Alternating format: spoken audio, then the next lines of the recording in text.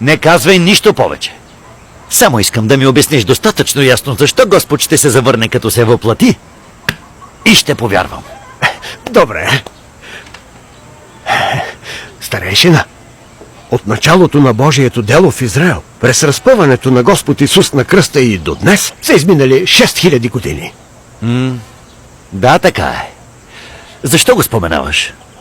В продължение на 6000 години Божият дух работи сред човечеството, но греховната ни природа си остава. Признаваш ли, че и сега можеш да се грешиш? Стига си, дрънкъл. Не говори други неща. Кажи ми, защо Господ ще се завърне въплатен? Ако ми обясниш това ясно, можем да говорим. Да, можеш ли да го обясниш ясно?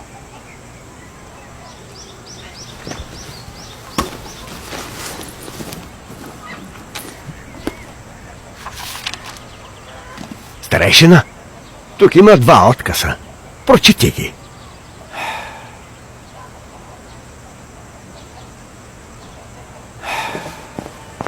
Дай на мен. Този отказ. Добре. Спасението на човека от Бог не се извършва пряко чрез метода на духа, нито чрез идентичността на духа. Говори по-силно. Защото човек не може да докосне или види неговия дух и не може да се приближи до него. Не те чувам.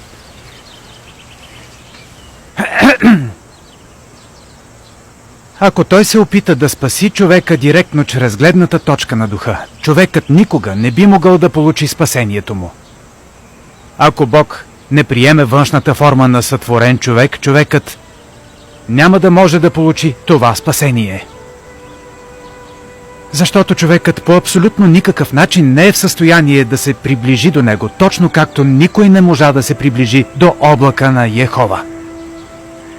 Едва когато стане сътворен човек, т.е. като постави своето слово в плът, в която той ще се превърне, Бог ще може лично да обработи словото във всички онези хора, които го следват.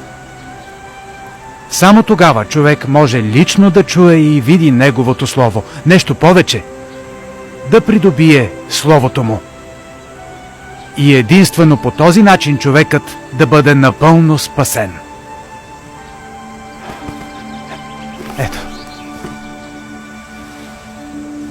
Ако Бог не се беше въплатил, никой човек от плът и кръв нямаше да може да получи такова велико спасение. И никой човек нямаше да бъде спасен. Ако Божият дух действаше непосредствено сред хората, цялото човечество щеше да бъде поразено. Или неспособно да влезе в контакт с Бог, щеше да бъде напълно взето в плен на Сатана. Взето в плен. Аз ще чета.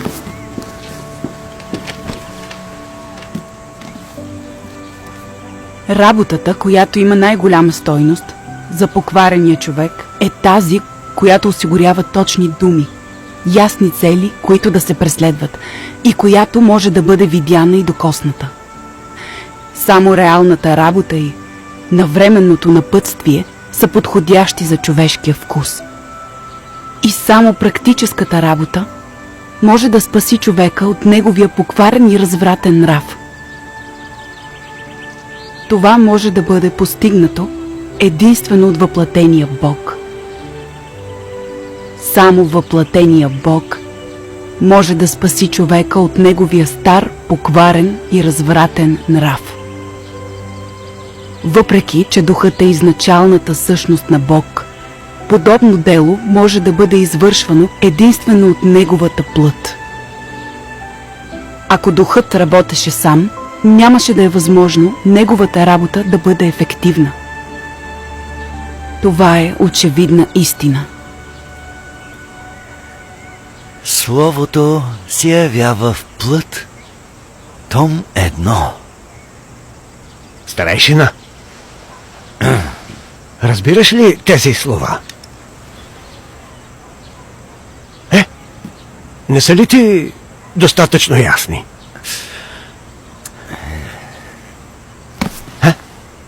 Тези слова са доста по-ясни от твоите. Ако ми ги беше дал да ги прочета по-рано, щях. Това е предисловие.